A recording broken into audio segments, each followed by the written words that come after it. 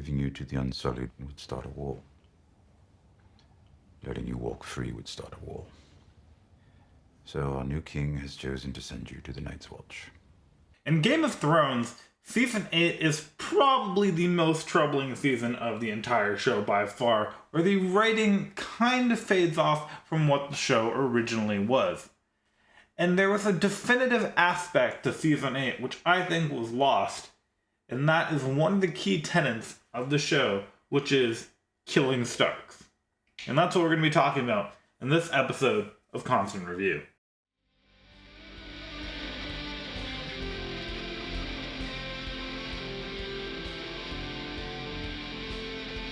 Throughout Game of Thrones, Starks being killed, especially at the end of seasons, is pretty much a constant aspect of the show. In Season 1, the show really takes a huge crescendo when Ned Stark is decapitated. And one of the most infamous episodes of Game of Thrones to this day is, of course, the Red Wedding that occurs at the end of Season 3. However, with very few exceptions, since then, Stark killing has been kept to a minimum. We have Jon Snow dying at the end of Season 5. We have Rickon Stark, who most non-really dedicated fans have probably forgotten about, dying at the end of Season 6. And Season 7 and Season 8 is completely deprived of our regularly scheduled Stark killing. In fact, because Jon comes back to life in Season 6, the total number of dead Starks is actually going in the wrong direction. And one of the major complaints to the end of Game of Thrones is that a lot of characters kind of have fairy tale happy endings. And this annoys a huge portion of the fan base because this is just not the spirit of Game of Thrones that they enjoyed the show for. People enjoyed this show because it would kill characters that they cared about. That characters' arcs were unexpected and they always made sense. Game of Thrones has always been a show that had not been afraid to kill off major characters, especially fan-favorite characters, and giving seemingly happy endings to all 4 remaining Stark children seems like a really poor choice from the writers. So, in order for Season 8 to have really been a good season of Game of Thrones, it stands to reason that one of the Stark children needs to die. And that child was Jon Snow. Now, I'm a Jon Snow fan like most other people are. Jon Snow is one of the most beloved characters in Game of Thrones. So where do I come off saying that he is actually the one that needs to die? And this is because of the reason that simply Jon Snow being alive at the end of the saga causes huge problems for the entirety of the realm. In Season 8, Jon discovers that his actual birth name is Aegon Targayen, and he is the true heir to the Iron Throne. Now, because of some really poor secret keeping from some people who will remain nameless, everyone finds out about this very shortly after. And as Daenerys points out, it's not really even up to him at that point whether or not he wants to press his claim. Other people will force him to press his claim for the throne. You didn't want to be king in the north. What happens when they demand you press your claim and take what is mine? To anyone, ever. Never tell them who you really are. Swear your brother and Samwell Tarly to secrecy and tell no one else. Or it will take on a life of its own and you won't be able to control it or what it does to people. In fact, Jon Snow being alive after Season 8 is a problem for exactly this reason. If Jon isn't made king of the 7 kingdoms, people will rally for him. There are always going to be Targaryen loyalists and King of the North loyalists and people who are loyal to Jon Snow who will push for him to become king of the 7 kingdoms, regardless of whether or not he wants it. This will inevitably lead to more riots and insurrections as people believe that the person sitting on the Iron Throne, or the molten pile of metal that used to be the Iron Throne, does not deserve to be there and is in fact not their lawful king.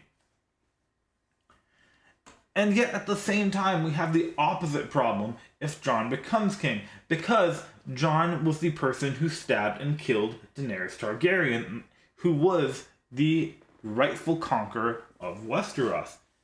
And therefore the people who have him in custody, aka the Unsullied, would never stand for a solution in which Jon became king. This would also lead to open rebellion and rioting where the people of Westeros were at unease and were perpetually at war. And so Regardless of whether Jon survives and doesn't become king, or Jon survives and does become king, it leads to continued war in Westeros, and the real story of A Song of Ice and Fire can't end if war continues. And more on to that, we have the actual way in which Jon is still alive. At the end of Season 5, Jon is betrayed by some of the brothers of the Night's Watch and he is killed. However, in Season 6, very shortly after, he's brought back to life by the Lady Melisandre and the Lord of Light. And the important thing in here is remembering that the Lord of Light does not bring people back without reason. The 4 people most connected to the Lord of Light in Game of Thrones were Melisandre, Jon Snow, Sir Beric Dondarrion, and Thoros of Myr.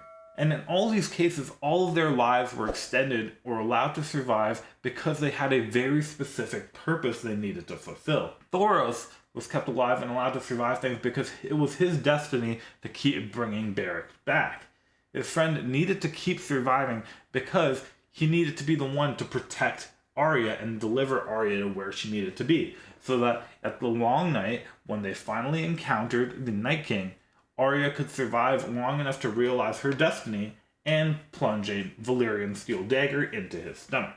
Similarly, Melisandre was also given an unnaturally long lifespan.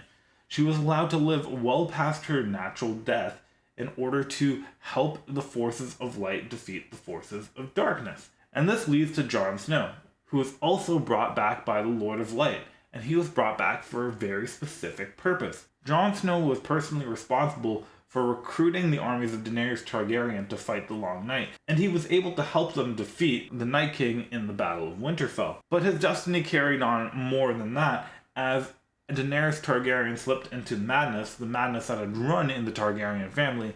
He was the only person with the ability who was close enough to actually kill her and stop the Westerosi people from falling under tyranny. It's a terrible thing I'm asking. It's also the right thing. Who is more dangerous than the rightful heir to the Iron Throne? But once Jon had completed those 2 goals, he had completed his destiny. He had been brought back for those specific reasons, and after that, he had nothing to do. So the story that D&D provided of the end of Jon's arc involves him just going back to the Night's Watch. Now, forget the fact that this leads to a new chapter in Jon's life that is really not connected to why he was brought back in the first place, but try to even imagine convincing the Unsullied to allow them to let Jon join the Night's Watch. The Night's Watch that no longer serves a purpose because the Long Night has been defeated, and is no longer at war with the Wildlings, so it doesn't even serve the purpose of keeping anyone out of Westeros. So our new king has chosen to send you to the Night's Watch. There's still Night's Watch. The world will always need a home for bastards and broken men. In fact, at the end of Game of Thrones, it's kind of left ambiguous as to whether Jon even stays with the Night's Watch, where a lot of people believe that he just immediately abandons them. So why would the Unsullied ever accept this punishment? It doesn't really make sense that Jon was allowed to be freed by the Unsullied, and it really makes a much better statement to the show if Jon does not survive the events. After all, the story itself is called A Song of Ice and Fire, where Daenerys Targaryen, the Unburnt, represents fire, and Jon Snow, the White Wolf, represents ice. And therefore, as a beautiful poetic ending to the story, after Jon Snow kills his beloved Daenerys Targaryen, it stands that he should also die, therefore completing the Song of Ice and Fire. But guys, that's just what I think. Let me know what you guys think, if there was a chance for peace with Jon Snow alive, or do you think that the writers just got a little too in love with their characters and weren't able to pull the trigger on killing a massive fan favorite?